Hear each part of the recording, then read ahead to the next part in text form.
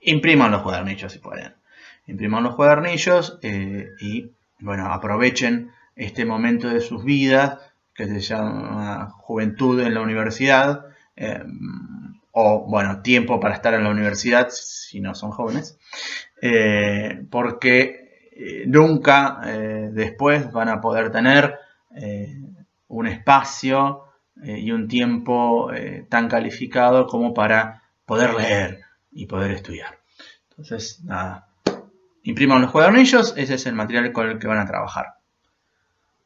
Como lo había señalado antes, ustedes tienen que realizar 4 trabajos prácticos y una evaluación parcial.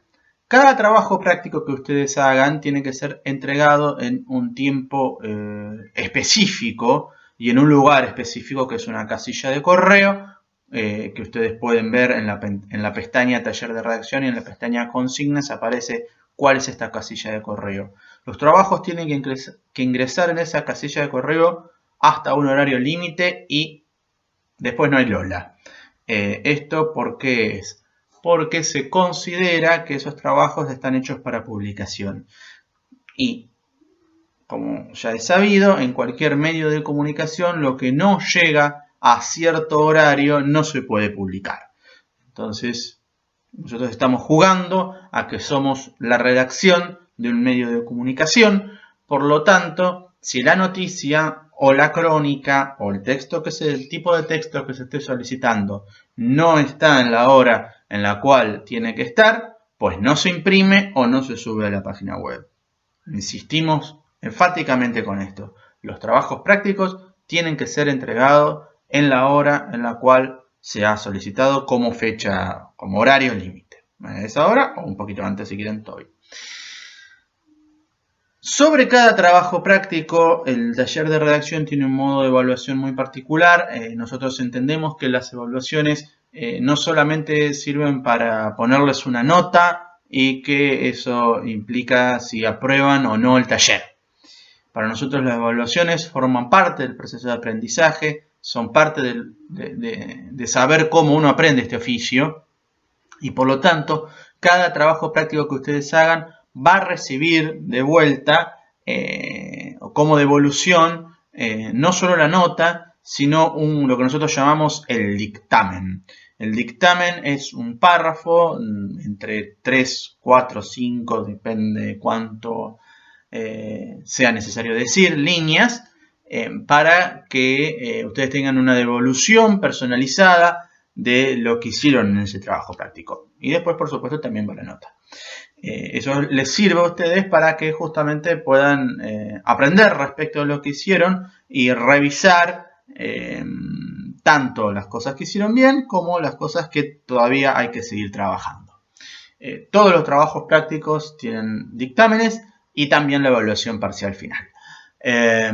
Todos esos dictámenes están en una ficha y así que ustedes, es decir, nosotros recopilamos todos esos dictámenes de ustedes, así que en cualquier momento ustedes pueden solicitar un dictamen viejo y nosotros se los podemos entregar.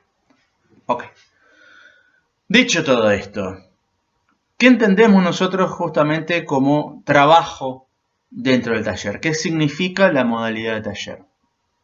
Como dije al comienzo, nosotros entendemos que uno sabe lo que sabe hacer dentro del taller. ¿Eso qué quiere decir? Que para nosotros la escritura es un trabajo.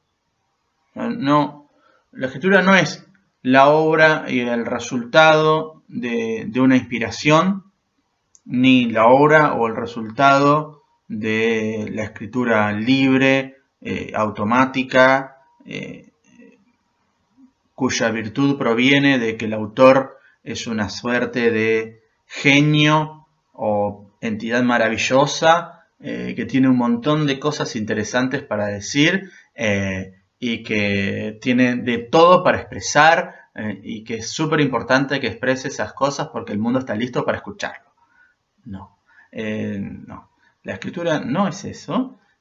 O en todo caso, esas versiones respecto de lo que es la escritura esconden que la escritura es un trabajo, que la escritura es un esfuerzo y que la escritura siempre se hace bajo una consigna.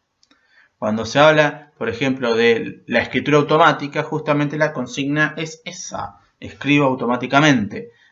Cuando se habla de la inspiración o la expresión, la consigna en todo caso es la peor de las consignas, que es no se autocorrija y no revise lo que escribió.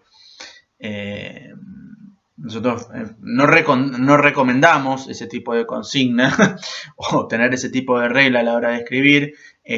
Por supuesto que existen casos incomprobables, pero al menos míticos, válidos como mito, como por ejemplo la escritura de Frankenstein por Mary Shelley. No sé si conocen la anécdota. Se supone que el Frankenstein fue escrito en una noche, en una competencia, a ver quién escribía la mejor historia, entre Mary Shelley, Lord Byron, y había un tercero más que no recuerdo, pero que si lo googlean lo van a encontrar. Incluso pueden encontrar si esta historia es solamente un mito o si es verdad, no importa para el caso, como mito es muy bonito. Mary Shelley para ese entonces ya era alguien que sabía, que conocía las reglas de su oficio, el oficio de escribir ficciones, en su caso. Toma tiempo adquirir las reglas de ese oficio, entonces una cosa es poder escribir y autocorregirse mientras uno escribe y otra cosa es desconocer las reglas del oficio que uno tiene y creer que porque uno es alguien genial, porque le dijeron alguna vez en su vida que sos fantástico. Vieron que a todos nosotros nos dicen en algún momento de nuestra vida que somos personas geniales. Eso se trata, de hecho, crecer con amor consiste en eso, en que tus padres te dicen que sos hermoso y esas cosas. Bueno, a veces te puede pasar que no, pero la mayoría de las veces suele pasar que sí. Bueno, yo no les voy a decir que ustedes no son fantásticos, que yo no soy fantástico, que nadie es fantástico. Lo único que voy a decir es que lo importante es conocer cuáles son las reglas de lo que nosotros vamos a producir. Solamente con el manejo de esas reglas es que en algún momento, si adquirimos esas destrezas, vamos a poder escribir un texto de una y quizás creer que estamos haciendo eso automáticamente como si no los conozcamos. Como si no conociéramos esa regla. La primera de estas reglas entonces es que, como dijimos recién, si la escritura es un trabajo, la escritura por lo tanto es corrección y reescritura. Nunca el primer texto que ustedes escriban es el texto que nadie escriba, es el texto definitivo.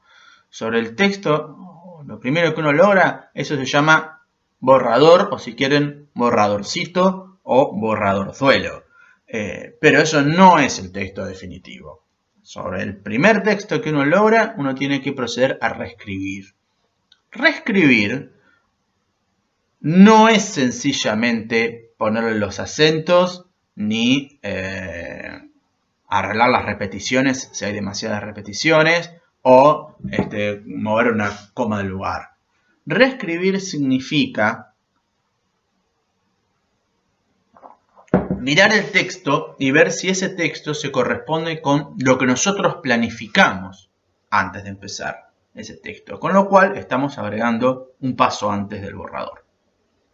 Antes de escribir nuestro borrador, nosotros tenemos que saber muy claramente qué es lo que vamos a escribir, qué tipo de texto vamos a escribir, cuál es el género de ese texto que vamos a escribir, qué extensión va a tener ese texto, hacia quién está dirigido ese texto. Toda una serie de cuestiones que después vamos a ir viendo a lo largo del taller que nos permiten justamente planificar el texto que vamos a producir. Cuando tengo el planificado del texto que voy a producir, recién ahí produzco el primer borrador. Y después, cuando tengo el borrador, tengo que cotejar ese borrador con la planificación inicial para producir la primera reescritura. Con esa primera reescritura después eventualmente puedo hacer otra y otra más. Y finalmente sí, vamos, quizás a lo menor dentro de la cuestión de la escritura, que es adecuar el texto normativamente. Poner las tildes donde van, fijar si no hay un error de ortografía, una disgrafía, o sea, una forma de escribir fuera de la norma, o bien solucionar cuestiones de sintaxis que afecten el sentido.